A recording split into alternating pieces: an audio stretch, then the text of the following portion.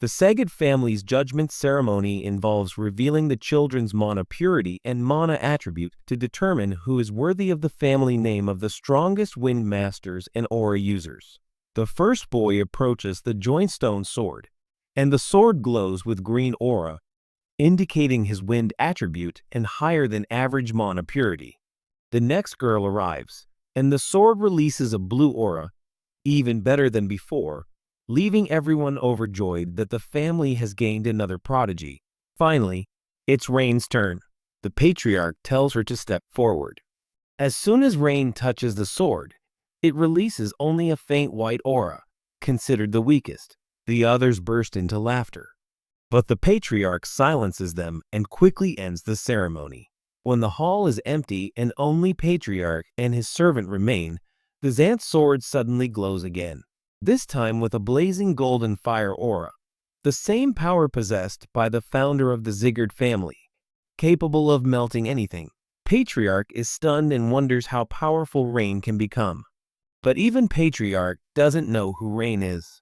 He's a reborn, strongest assassin betrayed by his own master. One cold night, the Shadow Group's best assassin meets his master, Darius Robert. The master learns that Rain has broken free from mind control and demands to know how he did it. House Robert turns kidnapped children into emotionless assassins, and Rain accidentally broke the mind lock during a mission. When Rain asks how Darius knew, Darius explains that every assassin has two suspects, Mind Shackle and another. Just then, a sharp pain erupts in Ryan's chest, and Darius reveals another shackle, a rage worm implanted inside Aces, capable of devouring hearts at the master's command. The worm begins to eat the heart, and Ryan vows that he won't die like a dog and will at least leave a mark on Darius. He picks himself up and charges, only to be instantly decapitated. Darius is still in shock, as Ryan has managed to wound him. He orders the remaining Aces to dispose of the dead body and he leaves. Rain's fading consciousness fills Rain as he remembers the life Darius took from him. With his last breath, he prays to a god or demon for a chance at revenge. Just then, the trinket around his neck begins to glitter, and a strange screen displays that he has been chosen by a being named Vrat. But before Vratin can descend, Rain's body dies, and the process is cut off. Sometime later, a young woman is playing with her child, whom she calls Sunshine. That child is Rain. He is reincarnated into the family of this woman, Sylvia. Ryan retains his memories of being an assassin. Initially, he thinks it's a dream, but gradually he accepts that this is a new life from which he can't wake up. In playful chat, Sylvia tells him that the Lord of the house hasn't yet come to give him a proper name, and she doesn't know that Ryan understands everything she says. Ryan wonders why the Lord hasn't come even after 100 days of his birth. It's clear to him that he was born into a rich and prestigious family, which is an advantage for his revenge. He hasn't left the building, so he doesn't know his status within the family. Furthermore, he hasn't mastered the flamingo technique, so revenge against Darius is still a long way off. Just then, the maid, Helen, arrives to inform him that the Lord has returned. Sylvia tries to get ready, but it's too late, as the Lord enters through the main door. The man enters the room with a strong aura, and Ryan immediately recognizes him. Sylvia calls him father, meaning he's her grandfather. Looking at his features, Ryan confirms that it's none other than him. Glenn Sieghard is the apex of the Northern Lord of Destruction continent. Rain realizes he was born into the continent's most powerful family. Glenn names him Rain, the same name from his previous life, and tells him to live as if he doesn't exist. That night, Rain finally finds himself alone and cultivates flame links. Normal techniques inhale mana and store it in a core. However, flame links create circular links around the heart, increasing stamina, focus, and mana affinity, while remaining hidden from transcendent beings. All he needs to do is increase his strength and focus and learn the Sigard Sword's technique to make his revenge plan foolproof.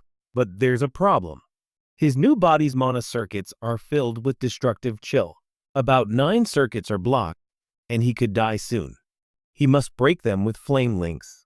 He cultivates for a long time and finally collapses while fighting sleep. Luckily, he fell asleep because Lord Glenn enters the room and releases his aura on the sleeping child. The next morning, Rain is back with the baby. He begins his duties. He crawls a little more every day to impress his mother. He finds acting like an infant more painful and would prefer to endure destructive screams. A little while later, Sylvia receives a special visitor, a family friend whom Ryan recognizes. The Rajat Saint, whose divine power and medical knowledge are beyond all comprehension, is considered the continent's greatest healer. He says he heard Sylvia had a baby, so he came to check on her. He looks at the baby and says it looks just like Sylvia. And his grumpy grandfather is the complete opposite. When he hears that Glenn named the child Rain, which means shadow, he is angered and wonders why Glenn did this. Their informal tone confirms that they are old friends. After a health check, Saint tells Sylvia that the child has the curse of bitter frost. His mind circuits are blocked by the chill, and his chances of becoming a swordsman are slim. Without treatment, he will not live long. Sylvia is shocked and denies it, but Saint ignores it and says he'll bring medicine. The maid comes and tells him the Lord is calling him. Saint leaves the room. Ryan is relieved that he's found out the name of the condition. He starts thinking about how to handle it. Just then, a tear rolls down his face. He looks up. Sylvia is crying and says this can't be true. She says she won't let him die. For the first time, a strange pain arises in Ryan's heart. He realizes he feels bad because he doesn't want to see Sylvia cry. He extends his hand, wipes her tear, and, for the first time, he says, "Mama." This proves to be the final straw for Sylvia, and she ignores the maid's protests and enters the room where the Lord and Saint are talking. Her abrupt entry enrages the Lord, but Sylvia yields and pleads to spare her son Ryan's life. Her pleas continue for some time, but Lord Glenn coldly says that it is pointless to save a boy who cannot become a warrior and will be of no use to the family. When Sylvia reminds him that the boy is his grandson, Glenn sticks to his earlier statement. He orders the guards to drag him out. The guards drag him away, and Saint calls the Lord a stubborn fool. Saint later reveals that Glenn summoned him to the palace because he had noticed the same problem in the child. Glenn doesn't respond and tells him to continue his report. Saint explains that the boy's mana circuits are blocked and that progressing in this condition would be dangerous. Glenn's aura had repelled some of the chill, which would temporarily cure him, but it wouldn't increase his chances of becoming a warrior. Then, in a strange twist, Glenn says it doesn't matter as long as the child survives. Saint taunts him, saying he's hiding his love for his granddaughter by maintaining a harsh exterior. When Saint asks why he chose a name like Shadow, Glenn explains that years ago, the name meant the exact opposite. A few days later, Sylvia gives Ryan the elixir that Saint had left. Ryan is happy because the fire-based elixir will help him overcome the chill of his forbidden circuits. Years pass, and Ryan turns 5. A system notification informs him that he has completed his second flame link, increasing his soul rank, mana affinity, focus, and stamina. This news brings him immense joy, and he suspects his rapid progress is due to system messages. The system, visible only to him and appearing shortly after birth, allowed him to check his status. The problem is that his stamina and curse haven't improved much, and he's only been able to survive thanks to the care of Elixir, Sylvia, and the maid, Helene. He understands that now, he's 5 years old, and he has time. He was the greatest assassin in his past life, and now, with the flame cultivation technique, he can overcome his weaknesses. Especially once he masters the Sigurd swordsmanship style. He understands that the only weapon to defeat a transcendence like Darrow's is patience. After a while, Sylvia lets him change because they have a special place to go today, the discernment ceremony. To explain, he needs to know that the continent's balance forces are divided into 6 lords and 5 demons. Rain. He is born into the family of one of those 6 lords. The lords maintain a positive influence, while the demons threaten peace. The purpose of the ceremony is to discern jewels from stones. Today is House Sigurd's ceremony. Upon arriving at the venue, people look at Sylvia and her son with contempt and speak ill of their health. They even call Sylvia a failure. Some protest that it is unfair to allow the child of a failure to attend the ceremony. But Sylvia ignores everything and moves on. Rain is affected by these things. He is impressed. But Sylvia says to just keep an eye on him. A short while later, the Lord arrives, and this is the first time Rain has seen him in 5 years. As the Lord takes his seat, a joint sword called the Sword of Discernment falls in the middle of the chamber, and the ceremony is ordered to begin. This sword can reveal the full mana potential of any child. The first child is named Warren Sigurd. The ceremony is performed on young children because after the age of 4, the skull's futures close, and the mana potential is sealed. Goes. Warren touches the sword, and it emits high-quality light from every part, which people believe is expected for the son of Lord Karen. Then comes Runan Slowan, daughter of the vassal house Slowan. Purity of mana is the amount of light, and the element is also visible. Runan also gives bright results, and is called a prodigy. Ryan understands that the crowd is crazy about the results, but he realizes that his results will be poor due to his circuits being chilled, even though the second flame link has been completed. When Ryan is summoned, many people look at him disdainfully. Approaching the sword, Ryan thinks it would be foolish to expect too much. Just knowing the element is enough.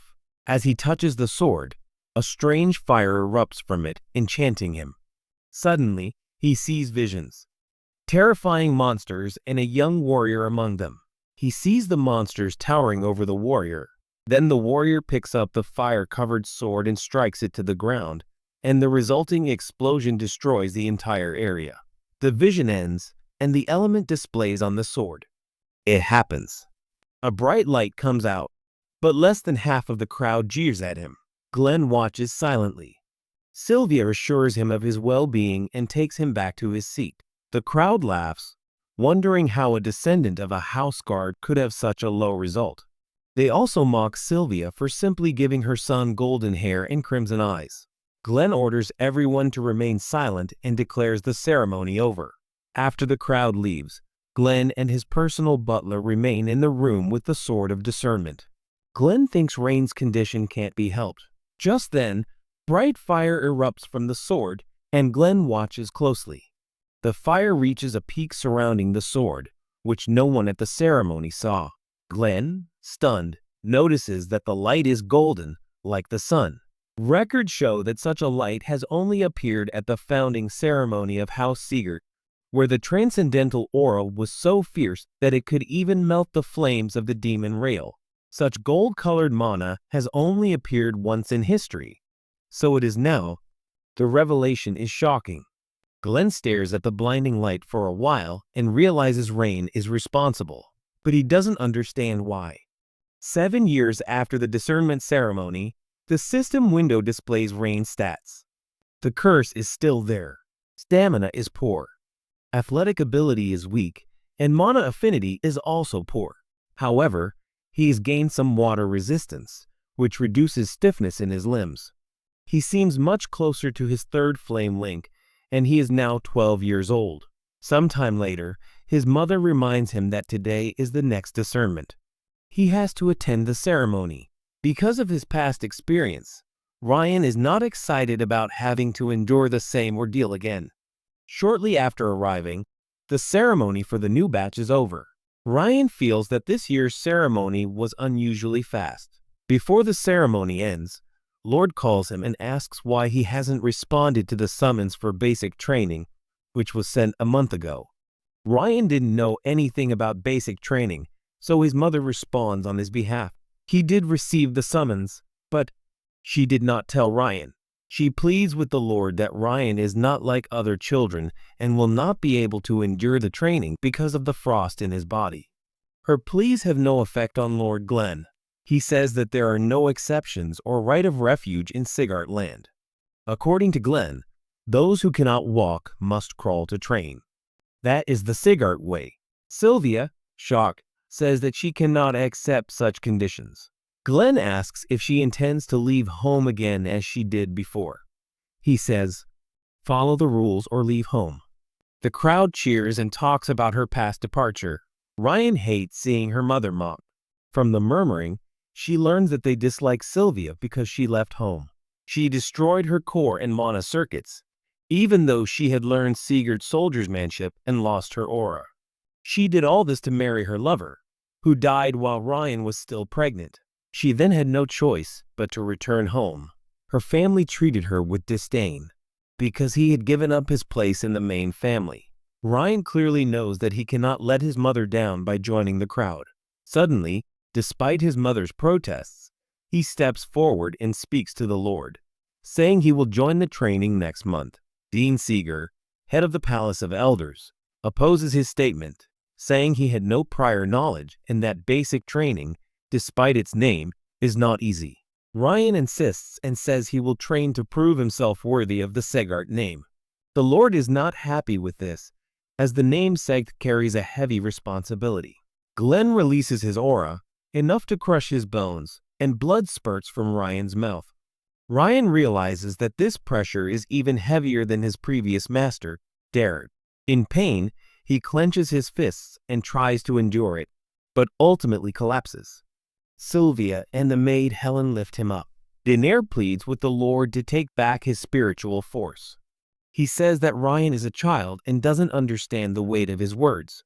Glenn doesn't listen to anyone and he asks to be allowed to speak. Sylvia continues pleading, saying that her son is not ready for training and that he should take Aura back. Breaking free from his mother's grasp, Ryan reflects on his past life, living in darkness, hidden in shadows.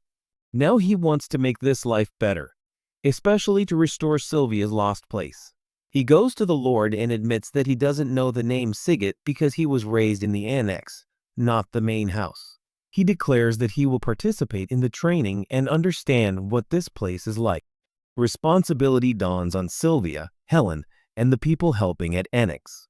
Lord, intrigued, asks if he wants to determine the value of the Sigurd name based on training. Ryan says yes, that's the only way. Glenn says he'll order the instructor to prepare the best so Ryan doesn't get disappointed. Lord's aura falls upon him again, and he falls to the ground. The only thing on his mind is that with assassin experience and the flame rings combined, he'll be standing here. Even as he falls, he swears that the pebble he mocked was the best. A strong stone will form. Meanwhile, at the training center, Karun Sigurd speaks with the head of the Palace of Warriors Guard. He received news that Rain is ill and incapacitated.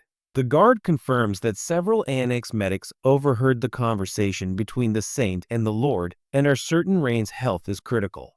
Karun saw Rain unstable at the ceremony, but he cannot find an answer as to how he was able to withstand the Lord's aura. He thinks that Sylvia's potential was unique, which explains his son's ability. Finally, Karun orders the guards to. He orders someone sent to the annex to monitor everything. Meanwhile, Rain overworks as usual, and Sylvia reminds him that she warned him not to. Sometime later, at the 5th Seeger training ground, Lord Glenn visits instructor Lamer, whom he catches pretending to be asleep. Glenn wakes him up and taunts him, saying he hasn't matured in 50 years. As a lair elf, he doesn't age, so he hasn't really changed. Lemerne suspects Glenn is talking about his grandson. He arrives and bluntly says that Sylvia just arrived and he won't cut back on his training because Glenn has given him absolute control. Glenn says he hasn't come to plead, but to insist on maintaining or raising standards so that the weak can be weeded out. Lur thinks Glenn is looking for an indirect way to show affection to grandson. Glenn laughs and says that if he weren't an old friend, he would have decapitated him. Ryan remains curious. Meanwhile, Ryan completes his 3rd flame link, which increases his body and soul ranks, constitution and dexterity, mana affinity, focus, stamina, and water resistance are all increased by 3 stars. One benefit is that a strand of the curse of frost has disappeared. This message brings him joy, and it's clear that he's achieved this through hard work, but not overwork, with the help of his mother. The magical status window is also helping to accelerate his growth. But all of this is nothing compared to the intense training that Sigurd will undergo. This 3-star flame link is merely the foundation on which he will build his house. His plan is to performing extraordinary accomplishments to silence the mocking voices forever, and then completing his revenge by killing Darius Robert. While thinking about this, his mother comes to talk to him at night, as he is leaving for basic training the next day. She asks if he really has to go, fearing that Ryan will push himself through the pain and get seriously injured during training. His mother suggests waiting just one more year, but Ryan says he can't. His reason is, he says he can't bear to see the main and branch families looking down on his mother and treating the annex residents with pity, and he believes he can end all this if he performs well in his training. Hearing this, Sylvia becomes emotional and surprised that he is so considerate of their situation. She tells him that she met his father by chance on a mission, but it was difficult to live with him because he was just an ordinary knight. To win his love, she had to destroy her core and mana circuits, and she had to leave her family. Rain had an older sister, Ja. While living a peaceful life with her husband, a group called the Cadre of Eden recognized Sylvia and suddenly attacked her. She was pregnant and her husband was not powerful enough, so they could not do anything. She saw her family die before her eyes, before the secret team sent by her father could save her. The team could not reach quickly due to the distance, and when they did, her husband and daughter were dead. It was unsafe to live alone, so she had to return home, and that is why she became the scapegoat of the Sigurd household. When she returned, she had no excuse for her father. Hearing her story, Ryan understands that she abandoned her family responsibilities for her own happiness and later returned to save her own life. This is why the Sigurds hate her, but for Ryan, she is the woman who gave him life and showed him love for the first time. This is his first mother in 2 lifetimes. Therefore, he cannot behave like others do. Suddenly, he asks if Sylvia regrets leaving home. Sylvia says no. As a Sigurd, she always felt invisible, and only after leaving home did she feel like a person. She loved that time and is happy to have Ryan. Her only regret is that she wasn't a good enough mother to him. Ryan assures her that she needn't worry anymore. Suddenly, Sylvia starts crying loudly, and Ryan calms her down, wondering why she's crying. After calming her down, Ryan returns to his room to inspect the Flemling's condition because next, it's the day of basic training. While undergoing inspection, a strange phantom creature appears in his room. He declares that the time has finally come and reveals that he has arrived to summon Bowling Rage. His name is Rot, the second ruler of the demon world, who has come to fulfill his vengeance. He outlines the terms and conditions under which Rain must sacrifice his body and soul, but he is shocked that he has been summoned by a child. Rain is also astonished, and the two begin to question each other. Rot refuses to believe that a child could generate so much rage, but after examining him, he changes his mind. He tells Rain to submit to Soul so that his revenge can be executed, but Rain refuses his help.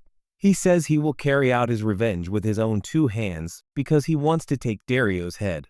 Wrath changes his tone and says that this is not a negotiation. The demon world has decided, and he will take what he wants. In frenzy, the creature surrounds him with cold fire and tries to force its way into his body. The impact freezes Rain's body and mind. Spirit encourages him. They promise to destroy all his enemies, even God himself. Ryan can withstand the chill due to his increased water resistance. But the being isn't just attacking with cold, it's also enhancing his inner rage. The spirit taunts him, saying they will crush his enemies' heads and consume their flesh. If only he could surrender his body. Ryan fears that Sylvia or Meds won't be safe if he does so. Finally, the being becomes impatient and says that they were trying to save his body, but now they're attacking him directly. They will destroy him. The pressure becomes so great that Ryan feels he will break apart. Before he does, he gets the idea to use Flame Link to lessen the burden, just as water resistance did against Chill. He activates his Fire Link, and a bright light bursts from his body, shocking the spirit. He rages, wondering how a mere human child can withstand their pressure. Ryan reiterates that he will avenge himself and will not give his body to any specter. Wrath becomes furious when he sees himself. Spectre hears him being called and asks how he can insult the ruler of the demon world. Ryan mocks that he isn't that great because he can't defeat him. Knight realizes his full strength hasn't returned. Just then, a message appears on the screen about a new skill being unlocked. System Windows fill Wrath with rage, who claims the system is his power. Ryan asks what the messages and status windows have to do with him, and Spirit explains that he created the system. Ryan wants to further investigate why the system was created. Gone? But Wrath doesn't say anything. When Rain asks if the system was created to accelerate growth, Roth's expression changes, and Roth realizes the answer is yes.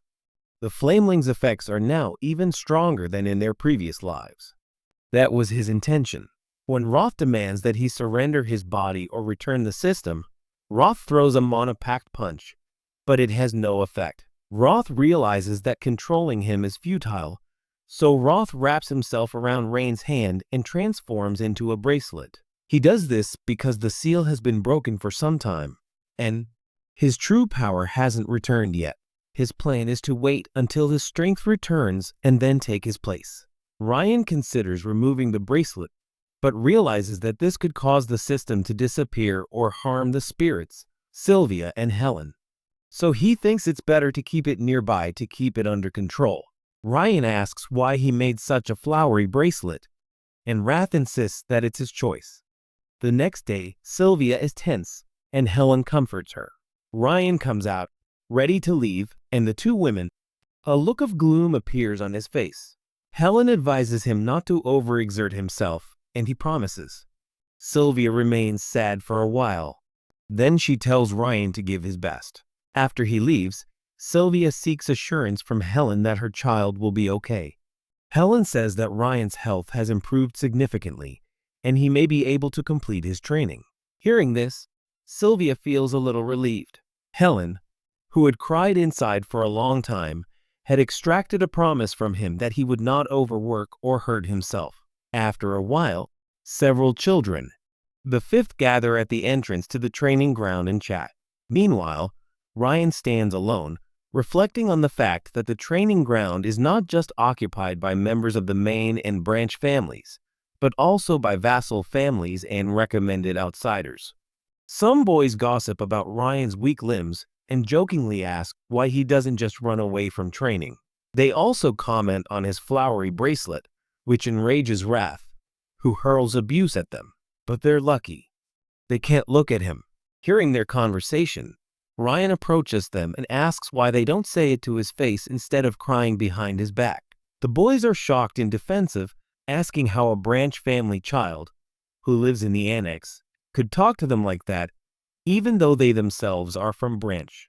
When Ryan points out that only those who consider themselves superior to others speak such words, the boys become even more enraged, and one grabs him by the collar and threatens to remind him of his place.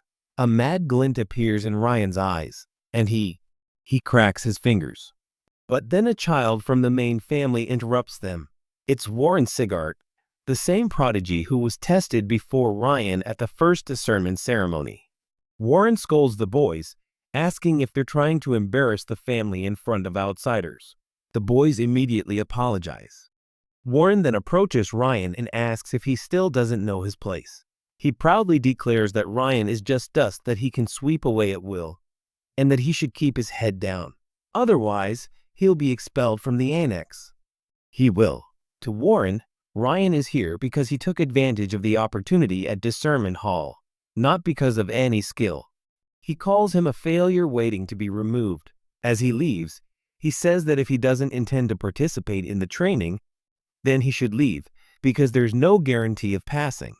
Before Warren leaves, Ryan taunts him that he should have added more enthusiasm to his rant. He says that being a member of the main family doesn't make him important, because he has no rank or authority. He jokes. He realizes he has only one option: complain to his father. Warren turns red and can only say, "How dare you?" Just then, Instructor Lawmeyer bursts through the door.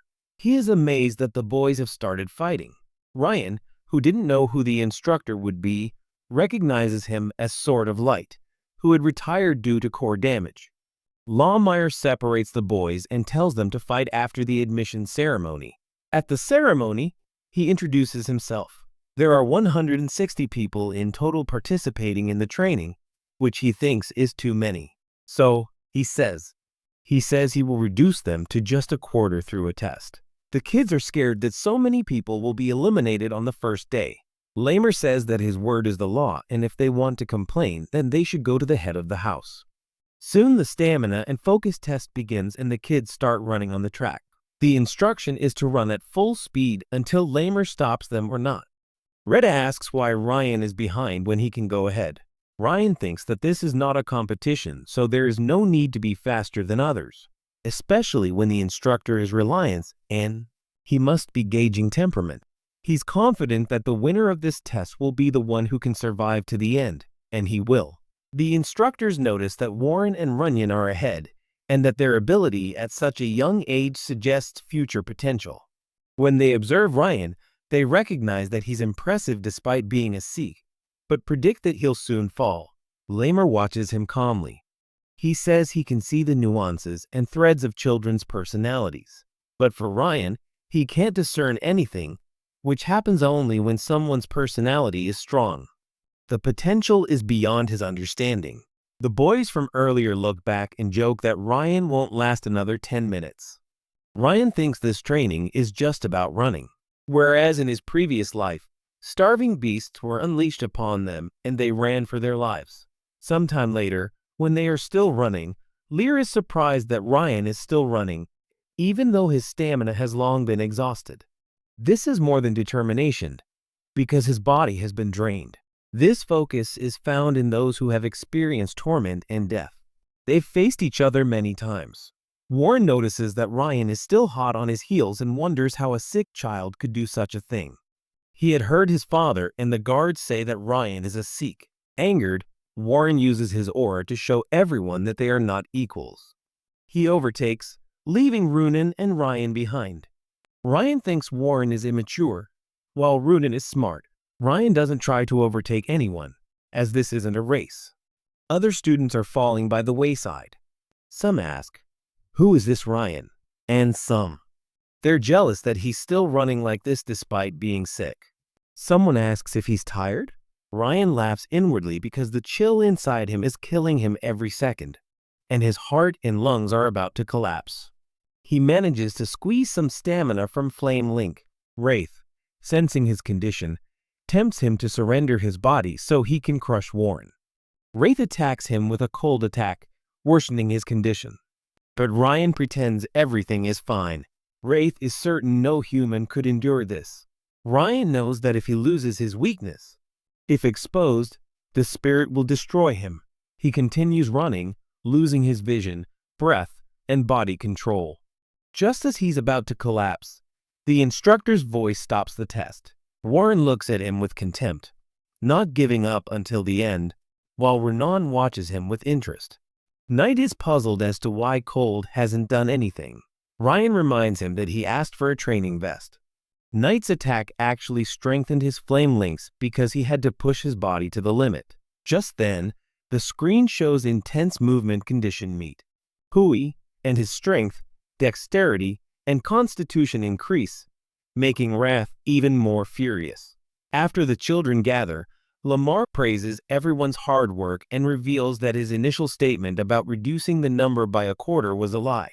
He says it wouldn't have been wise to fail so many on the first day, and he didn't say that this would be the test most would fail, but he warns that if they treat training like today, many will definitely fail, especially since he told them to run at full speed and only Warren, who secretly used aura, ran at full speed until the end.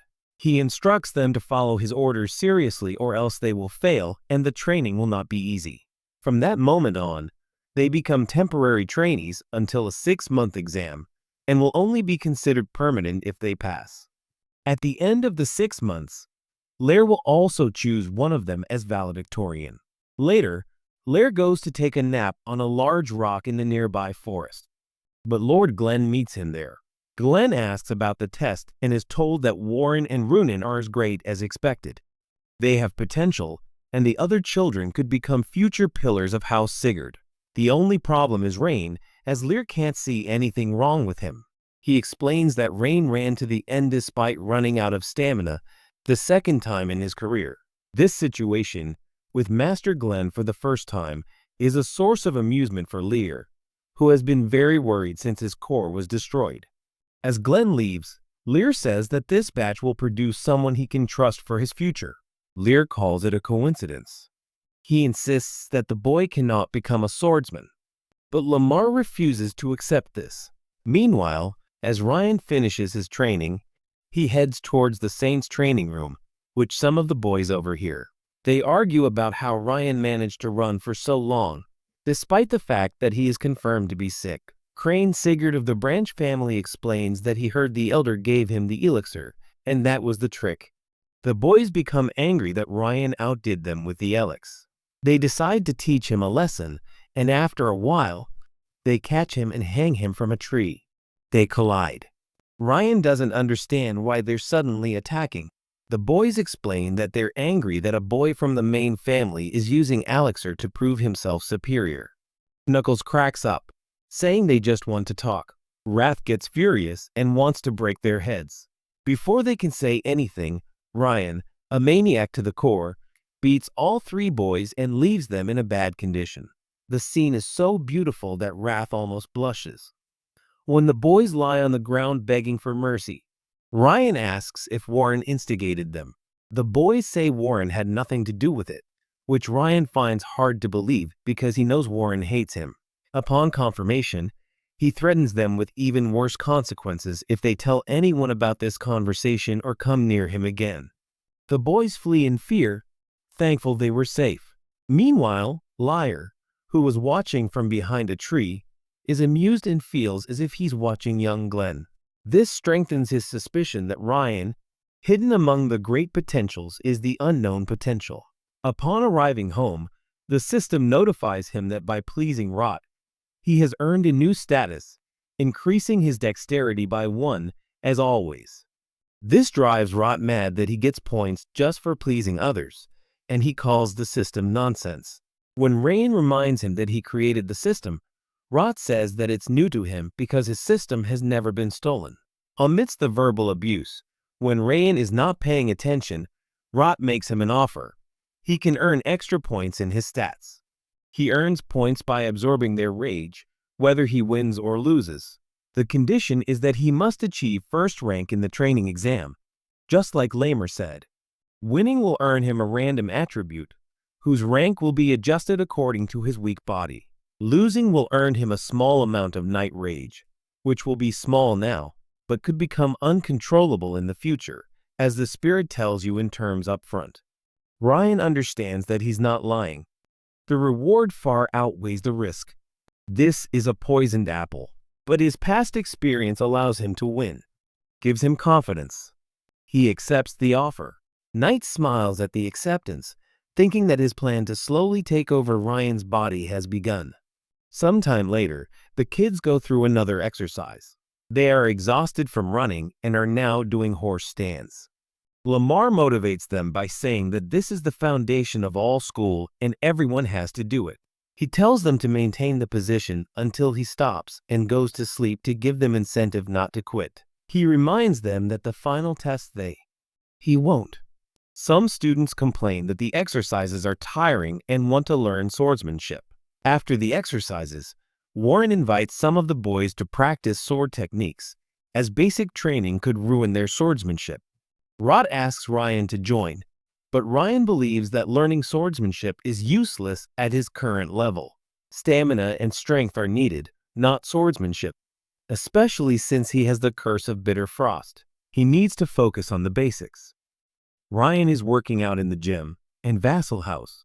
Runan Sloan stalks him. She is shocked that he has gained so much weight in just a few days, despite being reported sick. She doesn't understand how Ryan is gaining so much weight so quickly and thinks he might be using different stands. Curiosity piques her interest. She approaches him but says nothing. Her gaze unsettles Ryan. After watching for a while, she sits down at another weight and begins lifting weights herself. Seeing this, Ryan becomes alarmed and leaves her alone. He goes to another weight, but Renan continues to follow him.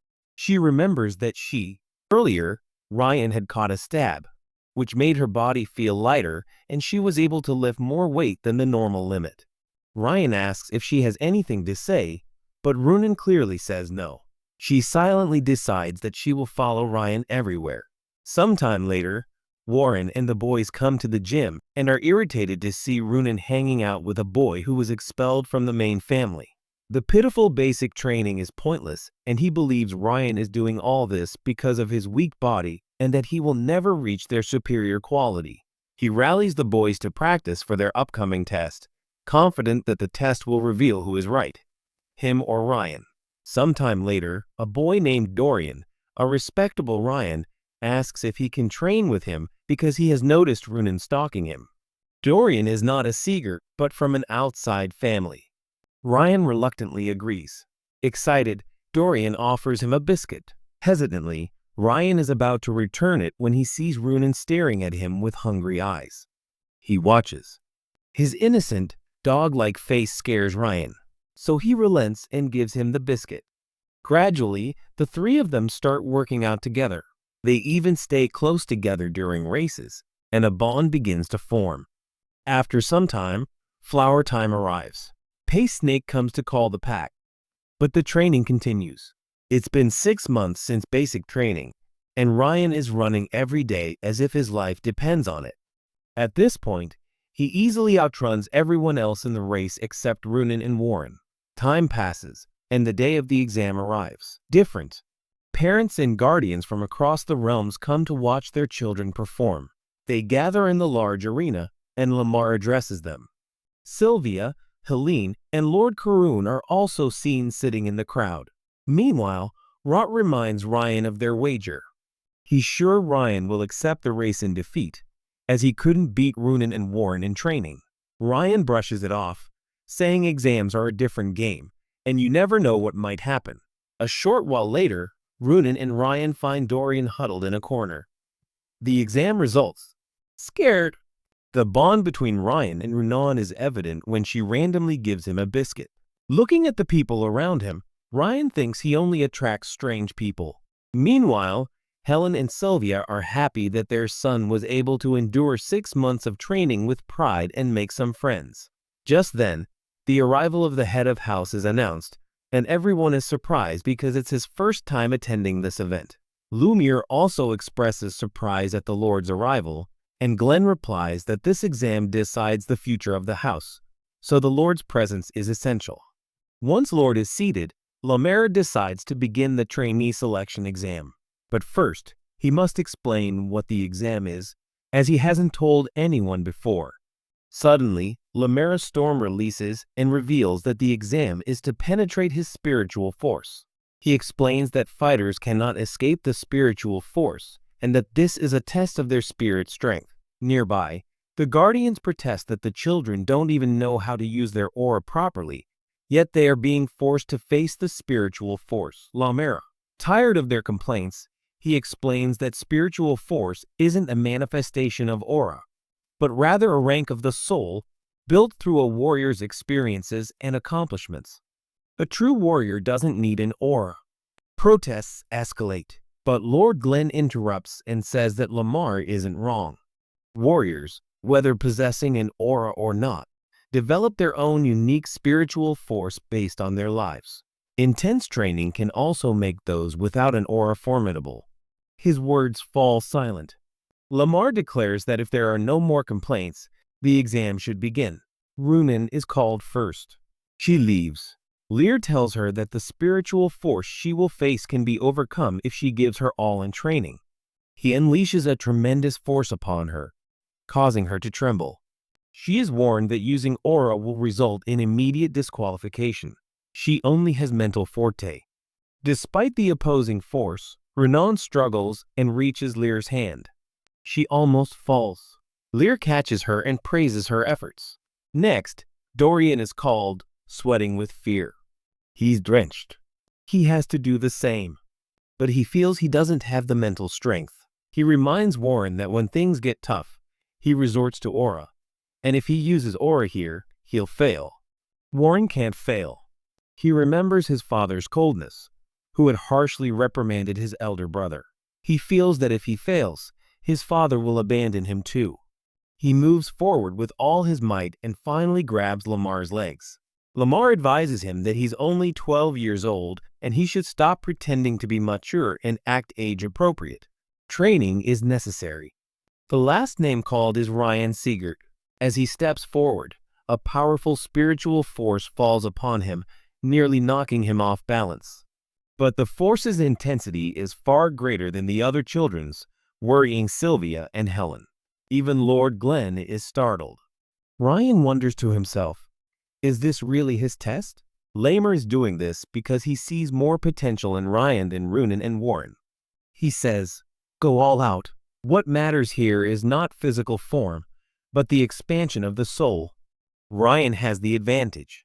He possesses not only the spirit of Roa Siegert, but also the experience of the assassin Ryan. Amazingly, he cuts through the spiritual force and attracts Lord's attention.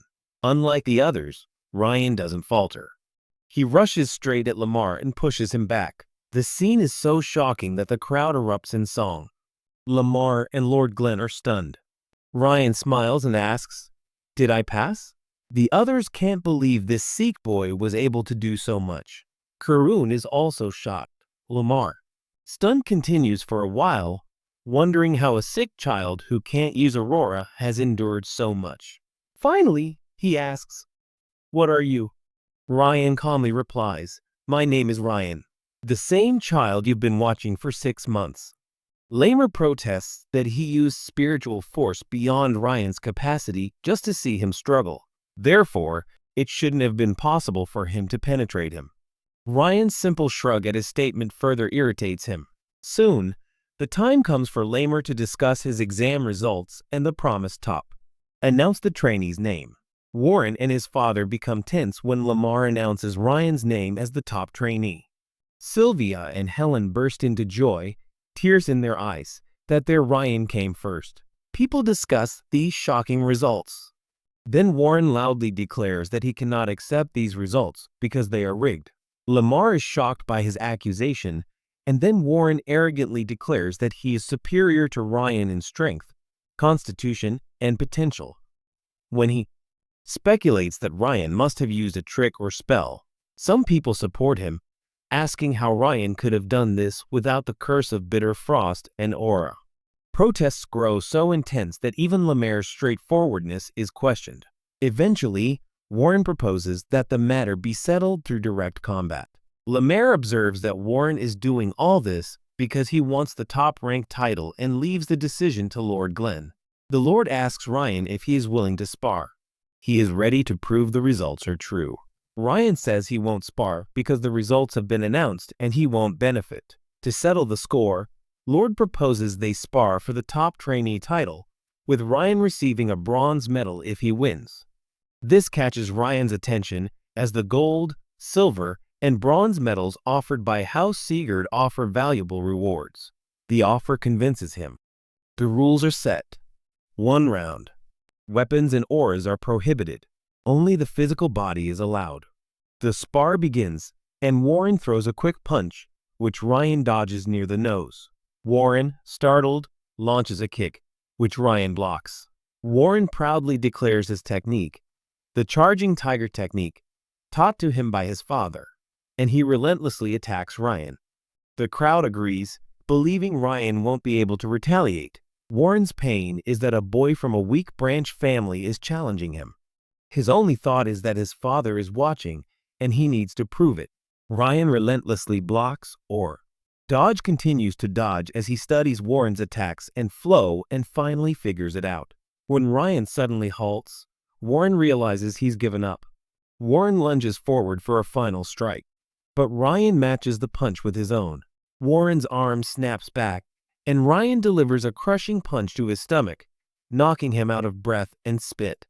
This turn of events shocks the crowd and Warren's father. Lord Glenn is stunned to see Ryan counter with a charging tiger fist. How did he do it? Warren asks how he learned the technique. Ryan says, "You showed me, and I just imitated it." The crowd begins to whisper, "How did this brat learn so quickly?" Warren still hasn't recovered, and Lamar realizes Ryan is the real deal. He wonders how Ryan nullified the charging tiger with a reverse spin. Just by watching, he sees this as the talent Segar was looking for, the one who could stand at the pinnacle of the continent. A moment later, Ryan is declared the winner, as everyone agrees. Sylvia can't help but tearfully embraces Runyon. Runyon's father also embraces her. Warren, on the other hand, only gets his butler. His father turns his back, as he feared most. That night, a heavy silence descends on Warren's house. Finally, his father asks if he remembers that he told him not to make top rank and lose to anyone. He asks if Warren wants to embarrass him by underperforming Lorne Brat and the son of a failure. He reminds him that his chance is lost, and his only chance for redemption is to pass his final graduation exam. He leaves, and Warren realizes he can't waste his last chance to live the life of a Maine family. Anger forces him to blame Ryan. He can't understand how he's been left behind despite all his hard work. Wondering angrily, he reaches the gym, which is empty. Near the lockers, he peeks into Ryan's locker and is shocked. There are about 10 pairs of shoes there, and he's worn them all out in 6 months. He remembers that how often did he see Ryan training tirelessly in the gym, while he himself was busy swinging his sword or relaxing? Warren, realizing that Ryan was displaying true Sigart attitude, and not him, quietly puts everything back and leaves. A while later, Wrath, who lost the wager, curses and says he's never seen anyone like Ryan in his entire existence. He asks who Ryan is, but gets no answer. Just then, the screen notifies that Ryan has won the wager. All his stats are doubled, and he receives the Knight attribute. Awareness of the snow. Flower. Wrath explains that it's a godly attribute, but useless for this particular body. This skill increases the range of senses, but only by 8% with a 1-star. Wrath proudly explains that with the system, he could have increased his senses tenfold. Ryan finds the name strange and mocks the Knight test, which makes Spirit furious. Sometime later, a message comes from the main building that Lord has summoned Ryan. This makes Sylvia tense. But the butler says not to worry. No, Mas Saget himself is going to give her the bronze medal. Upon reaching the throne room, Lord Glenn appears dissatisfied with the situation. However, he keeps his promise and hands over the medallion. He is told that he can return it and demand a suitable reward. Glenn immediately asks what he must do to restore his mother to her original place. The Lord is shocked. Glenn clarifies whether he wants his mother back with the main family. Glenn says yes. Glenn explains that it is possible if he can produce an achievement that the entire house will acknowledge. But this is easier said than done. In the Segard house, receiving recognition is like touching the moon. Especially for such an experienced child, the challenge excites Ryan. He thanks Glenn. Bronze Melian returns and starts to leave. The Lord stops him, saying that he could have gotten the answer directly from his medallion, and yet his reward hasn't been claimed. Ryan suddenly remembers what he needs most right now. So he asks for a cultivation technique, but he's told that the instructors will teach him in basic training. Our boy says that he needs basic training. He needs a higher aura cultivation technique than that, as he wants a technique worthy of the Bronze Melian. The shadow cultivation technique from his previous life isn't enough, and he needs a stronger technique to bring back Sylvia and take Darius's head. Lord Glenn snaps his fingers, and suddenly a mysterious library opens, revealing hundreds of towering books. Ryan is stunned. Lord Glenn explains that this is only a small portion of the segmented bookshelves, and he simply needs to stand in the center and raise his hand to reveal the book he most desires. She will choose it herself. Ryan hopes this new technique will be better than the shadow technique. Suddenly, a book falls off the shelf and into his hands. The book is very old and worn out, but seeing the book that has been chosen, Lord Glenn and his butler are shocked. The Lord wonders how Ryan got the same book. Just then, Flames emerge from the book and surround Ryan, and he wonders what this has to do with the cultivation technique. As Ryan opens the book, an explosive light bursts. Even the Lord is surprised to see the fire.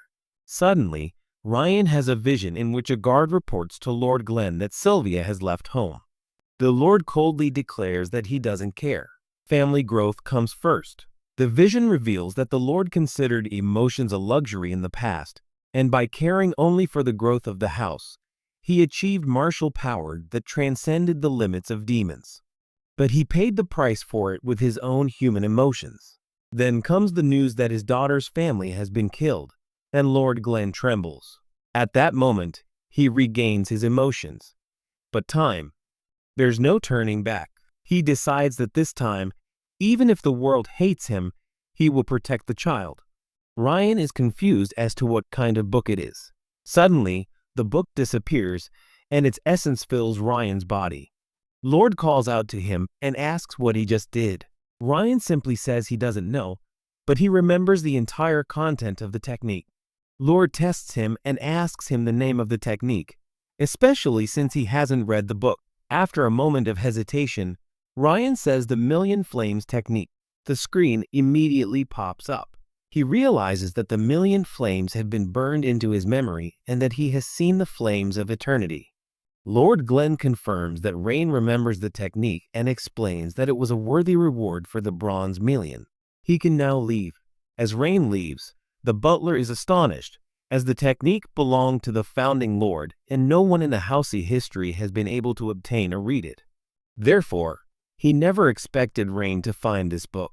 The butler worries that if anyone finds out, Lady Sylvia and Rain's lives could be in danger. He assures him that no one knows about it. Ryan understands that the book and its contents have been passed down to him. Lord Glenn explains that no one has been able to use this technique, and it would have rotted on the shelf if it hadn't been for Ryan. This makes him believe that times are changing. Ryan finds it difficult to understand why the Lord would give him such a valuable secret, beyond gold or silver. This technique is of the legendary Fireling level, making it worth learning. But the problem is that Ryan can't even gather the aura. He wasn't expected to comprehend it immediately. He will be able to do it, but it is proving to be more difficult than that. Wrath notices that things are not going in his desired direction. Surprisingly, he advises that Ryan try his best because this is a rare cultivation technique, and if it is interrupted, the body may become invalid. The Golden Flames technique draws mana from nature and accumulates aura in the core. Therefore, a disturbance at a critical moment could break the core. Ryan warns Wrath not to interfere, but Spirit Death gives him years and openly says that he will definitely interfere once. Ryan says that the body will be useless if it becomes invalid, but Rot says that he can repair the body. Rot sees this as a golden opportunity because a human will not survive. Ryan pretends that he is not afraid, but Rot says, "Stop acting and tremble with fear because I never know when I will attack." For the first time, Ryan sees him as a real enemy. This is unsurprising because Roth is a demon. Roth's living eater will destroy the body as soon as he gets the chance. Until now, Ryan hadn't noticed because the spirit was behaving calmly. But now she must maintain constant surveillance. Meanwhile, she notices another matter, a maid sneaking out at night. The maid is a spy for Lord Karun, the Judial, and writes reports that Rayan isn't much of a character. He just occasionally mutters to himself. But this time, she has something important. The caliber of the cultivation technique the Lord gave Rayan from the Bronze Million, and the extraordinary mana flow he felt during cultivation. This information is crucial for the Palace of Warriors, but she wonders how long she can keep writing reports on children. As usual, she drops the paper into the river to reach her boss. Just then, a knife touches her neck, and a cold voice declares, "If you move, I'll kill you." Terrified, she asks who the attacker is. But the voice, its killing intent, and its presence paralyze her. In her reflection in the water, she sees Rayan's face. Rayan tells Kamali that he's been feeling someone's watching him since his return and asks if she's satisfied with his report. The maid is shocked, as she was certain he left no trace. It's now clear that Rayan was the one all along. He was aware. He was just acting. He forces her to open her mouth and stuffs something into it, causing her to feel nauseous. He then retrieves her report paper from the river, only to discover it's a special code. After making some guesses and noting her reactions, Ryan deduces that the password is Moonlight, leaving Judiel in shock. Furthermore, when she calls out a name and arrives at Karun Sigurd, her face twitches in a tiny way, making Ryan understand that she's acting on his orders. Judiel, who, having trained for years to become the perfect spy, Stunt is left wondering if she read his expressions without him saying a word. Suddenly, she realizes that the substance burning intense heat in her body is not a normal poison, but a rage worm. In a flashback, Lord Karun orders her to go to the annex and gather all the information she can about Sylvia and Ryan for a substantial reward. In the present, Judiel asks if she fed him a rage worm. Ryan is shocked that she doesn't know about it. She knows. She can't spit it out, even if she tries. The rage worm's job is to track the host's location and emotions and, at the feeder's command, inflict a painful death. Ryan also figures out that she's a spy for the Palace of Warriors, planted there since the discernment ceremony 7 months ago. Horror spreads across Judiel's face. This mission should have been as simple as monitoring a normal child. She had hoped to keep an eye on a Sikh child and his powerless mother, but she had no idea that a monster resided within the annex. Fearing, she immediately offers to change the report and falsify everything. But Ryan rejects this, fearing that the truth will eventually reach Karun, exposing his incompetence. He coldly tells her, "From now on, you'll be a double agent. You'll only give him the information he can get, and you'll conceal any secrets. In return, you'll give Ryan all the critical information about Karun." Judiel immediately agrees. The wry smile on Ryan's face makes it seem like they're joking over a cup of tea. Yes. He says he'll give him some important information the next time they meet and leaves. Wraith is stunned that Ryan was able to summon such a large entity, even though he was with him all the time. The truth is, Ryan never gave him a rage worm. He finds the idea disgusting. He only gave him a poison that causes temporary intense pain. When asked about mind reading, Ryan says that information is obtained through different methods. "I also have my own methods." Wraith, surprised, says, "You're not a human, but a monster." Time passes, and Ryan focuses on creating his aura, but he can't achieve his goal before the time comes. Training. Returning to the grounds, they discover that only 45 students passed. This proves that Lemire will indeed cut trainees to quarters. Renan meets Rayan, and the two stare at each other for a while, causing Rhett to freak out. In a flashback, in the main house, Runaan's mother asks if Rayan helped her with her training. She answers yes. Then, her mother teaches her that it's necessary to thank Rayan when she receives help. In the present, Runan suddenly thanks Rayan. This catches Rayan off guard, even wroth. She wonders why she's suddenly becoming polite. Dorian then enters and complains that he almost died during his temporary trainee days. And now, after becoming a formal trainee, he's been watching nightmares for 6 months to see how tough the training would be. He claims Ryan's results are better than Warren's, but he doesn't realize Warren is standing behind him. He falls to the ground in fear. Warren comes in front of Ryan. There's silence, and suddenly he bows and admits his mistake. He says he accepts defeat, but that doesn't mean that he's given up. He'll face it again. All stunts remain. Ryan is amazed that a 13-year-old can recognize his mistake. This is the true Sieghard spirit. There's no respect at night, only rage. He yells, "Break that insolent kid's head off." Just then, Lamar arrives. He congratulates the kids on becoming formal trainees and tells them that proper training will begin now. There will be additions to the basics. Just then, a door slams open and a strange girl enters the field. She curses beyond her years because the door won't open. Dorian is frightened because he recognizes her. Lamar reveals that she's a failed trainee from the previous batch named Marta Segard.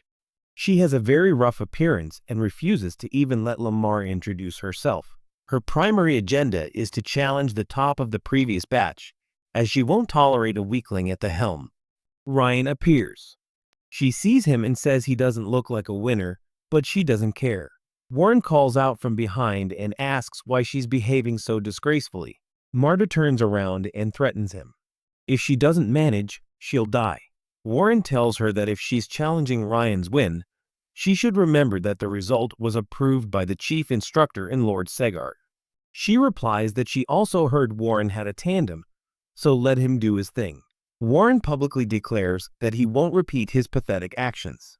Hearing this, everyone feels a change in him. Renan then intervenes and tells Marta to leave. Marta says it looks like a family reunion of losers, so she leaves them. But it was a distraction. She suddenly launches a sneak attack on Ryan, but Ryan easily blocks and dodges. In response, Ryan throws a killer punch, which Marta blocks, but the impact throws her back. Satisfaction is visible on Lamar's face, and shock on Marta's. She charges again in anger, but Lamar stops her in a flash. Lamar laughs and says, "I'm not good at ignoring you. I have feelings too." He explains that, unlike Runan and Warren, Ryan hasn't even learned to use aura yet. That's why they fight. "We'll do it later." Marta is forced to agree.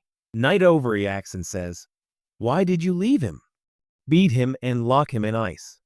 Ryan calmly replies, "Violence isn't necessary right now.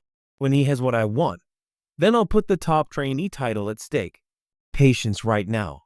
Training then begins with stances, and the kids get a 10-minute break. Warren, who is focusing on the basics, understands that it's not that easy. He's already learned the second form, which wasn't difficult. But the third form is more involved and he's having trouble. Ryan, on the other hand, learned all 7 forms within a month, while Warren took a full month to learn the first 7. His concern is that they'll be together in swordsmanship classes. Warren isn't the only one feeling the pressure. He asks Marta, who is struggling herself, how she's coping. Marta curses, maddened by the thought that Ryan is learning fish techniques for the first time and yet mastering them so quickly. Unlike Warren and Runyon, Ryan has no prior training. He was found, and worse, he still has the curse of frost in his body. Yet, he can train all day long. This realization fills Marta with rejoicing. She reminds herself that she's never been left behind. From the day she was adopted into House Sigurd, she's been a predator. She never took the prodigies of the main and branch families seriously and laughed at their disapproving faces because she was the real prodigy. Now, for the first time, she's feeling nervous and she hates it. At the end of the day, a worker praises her, but she ignores it. The worker stops her and says that no matter how much Ryan achieves, he will never be able to beat her. Not now, not ever. Marta asks for an explanation, and he reminds her of Ryan's critical weakness, a weakness that can never be overcome. Meanwhile, Ryan is busy practicing swords, and some boys ask him questions about sword stances. Ryan gives a demonstration, and they are amazed by his technique. From a distance, Marta sarcastically compliments Ryan on how quickly he's progressed. He's even reached his swordsmanship class and might even be called a prodigy. But she also intentionally says that Rain's mana sensitivity is so poor that all his sword talent will be wasted because he can't use mana. She jokes that maybe he'll become an instructor in the future. Best case scenario, the entire hall falls silent. Exactly the reaction Marta wanted. Her intention was to remind her that even after 4 months, Rain hasn't learned aura. Behind the scenes, Butler had told her that Rain's aura talent was very poor and that previously, his potential was absurdly low at the discernment ceremony. Now, he's the only one unable to use aura at the 5th training grounds. Butler speculates that even the cultivation techniques obtained with the bronze medallion are mid or upper level and relatively strong. If Ryan can't master even that, his mana talent is at the lowest rank. Marta is pleased to hear this, as it means that the sod and fish techniques will never make him a proper warrior. In fact, it still bothers her that a failure counted her attack. While she's rejoicing at her words, she notices Runan glaring at her. Upon questioning, Runan coldly forces her to leave the training hall. After training all day, Ryan decides to call it quits. He enjoys learning martial arts because in his previous life, he learned techniques for survival and assassination. Now, learning real martial arts is fun. Rot is predictably furious that Rot didn't say anything when Marta humiliates him, but Rot pretends he didn't hear. He reminds Rot that right now, fighting won't achieve anything. Suddenly, there's a knock, and upon opening the door, Runan stands there holding a box. Ryan is shocked to see her, and even more so when she opens the box and offers him a small brown confection. His assassin instincts stop him, but he doesn't doubt that Runan will harm him. He takes a bite and is stunned by the taste. Wrath also says that he's never tasted such sweetness in the demon world. Both react like crazy, and Runan quietly explains that it's called ice cream. She walks away without turning around. Wrath. She immediately asks for another one. But Ryan wonders if she came worried about him. Runan is a sweet tooth, so she gave him her last ice cream orb. The thought brings a smile to his face, and he decides he needs to repay her somehow. Ryan returns home, and Sylvia reacts as if he's returned after months, even though he was only training for a week.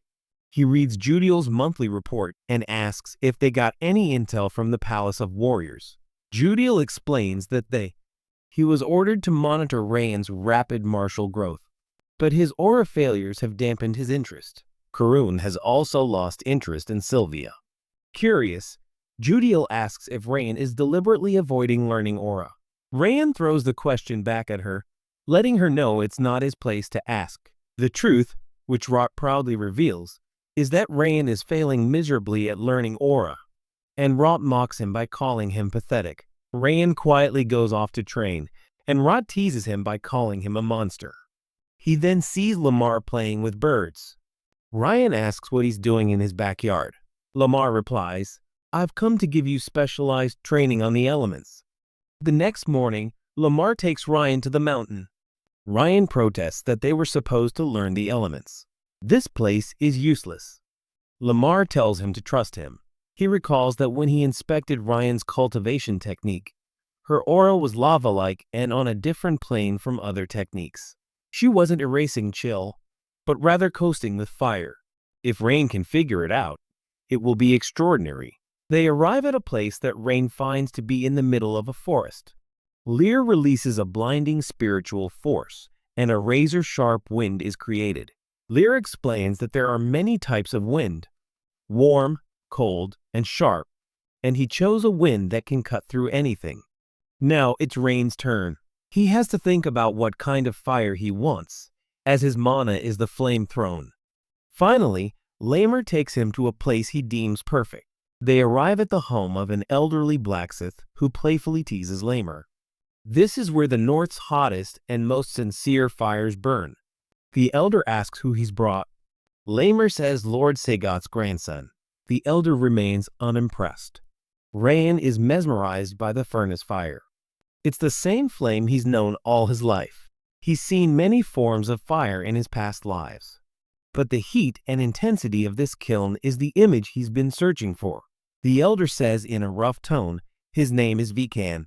From Rayan's old knowledge, Vikan is the continent's master blacksmith, renowned worldwide. Echoes throughout. It is said that he forged Glenn Segard's legendary sword, Heaven's Runon.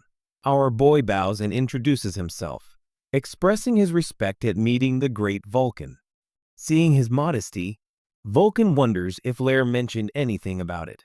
Lair denies it and explains that Vulcan is Segard's retired master blacksmith, who has been feeding the inflames for the past decade. This is the only place where Rain can truly feel the fire. When Lair requests permission, Vulcan suggests they go to the workshop, but Lamer protests, saying it would be dangerous to expose Rayan's cultivation technique to others until he masters it. Vikan asks why, and the answer is that Rayan is Sylvia's child. Hearing this, Scan's concentration suddenly sharpens. Rayan solemnly vows not to interfere with his work and asks for a chance to feel the fire. After a moment of silence, Vikan explains that he is creating golden coal, which produces heat many times more powerful than white or black coal, and that this is why he has been working for decades. Stay here. Vikan gives permission, but on one condition. He doesn't interfere in his work. As they leave, Lamer expresses surprise that Vikan agreed so easily. When Elmer tempts him with high-quality liquor, Vikan clearly states that he didn't do this favor for Ryan.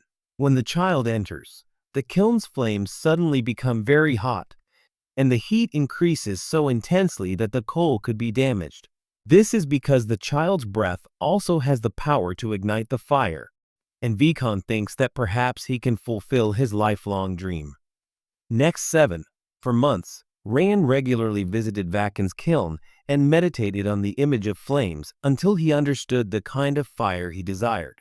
People say that fire is the most powerful and fearsome element, but the day it is controlled, it becomes the most stable. Yet, Ryan still hadn't awakened the energy of the golden flames art. He remembered Lamar's words. Imagine the image of the fire you seek. Contemplating his goal of killing Darius and bringing Sylvia back to the main family, he realized he needed such a flame. He needs something that will light his path and never be extinguished. Suddenly, a bright flame erupts before him, and its energy begins to seep into his body. Rain increases his concentration and tries to capture the flame. Just then, wrath penetrates his mind, reminding him that this was his plan all along. Seizing his body at Rain's most vulnerable moment, Rain begins to freeze. The passage of time had made him forget the true nature of this demon. A breaking pain spreads through his body. He will die if he advances. He will die if he stops his cultivation. Now, he has only one option: manifest his aura, or he will perish. The atmosphere is terrifying, and Night continues to taunt him, insisting that his efforts are futile. His consciousness begins to fade, and Night declares that his body and soul are now the property of the demon world. Then Night mentions Cole and Kalan, and gives Ryan a final warning. Ryan understands that he must absorb not the mana of nature, but Kalan's heat. The hotter the mana, the more diverging. As he does this, Kalan crackles and explodes. Yes. Vulcan is a stunt. The heat has never been this high. He sees that Rain is shivering, whereas in this much heat there should be no trace of cold. There is frost on his body as if some impossible forces are colliding. Vulcan thinks of touching him, but Lamar comes with lightning speed and stops him. Vulcan protests. He will die. Lamar replies, if you touch him, he will immediately vomit blood and die. He is in a trance and we can't do anything. Both stand helplessly and watch. In the trance, Night is shouting at Rage that this is hopeless. Rain. He refuses. His past life was spent in darkness, deception, and fear. This time, his belief is simple. He won't die until he's made his own way. The heat intensifies, and it seems Lalonde won't be able to bear it. All the mana begins to gather in one place. Lamer feels it. Rayon is absorbing all the mana. Finally, the tug-of-war ends. Rayon grabs Flame, and at that very moment, a blast of fire blows the roof off. Dust settles after the explosion. Both men call out his name in anxiety. There's no answer. Then the flames. Rain emerges from the center unharmed. Golden flames dance on his back. Flames like they've never seen before. The system screen pops up. Rain has acquired the golden flame art. 2 stars from the start, along with fire resistance. 2 strands of the curse of bitter frost melted, and his terrible stamina vanished. Not only that, he absorbed the chill of night and gained a new attribute. Chill of bitter frost, 2 stars. Night's interference actually became a blessing. The system also explains that due to intense mental fort, all the stars are +3. Ryan is in shock. What would have happened years ago has happened today. Rot is furious and demands to know how he survived. Rot replies with a smug expression, I told you before, you can't defeat me. The truth is, he almost died. Today's incident proves that no matter how friendly Rot appears, he's an enemy, and now Rot will never tell him his weaknesses. Wacken breathes a sigh of relief after seeing his condition. When he asks, "Did you find Aura?" Ron says, "Yes, and it's all because of you. The furnace exploded, Ron." He apologizes. But Vikenna says, "It's okay, you're alive, that's enough." Just then, Vikenna sees something strange in the flames.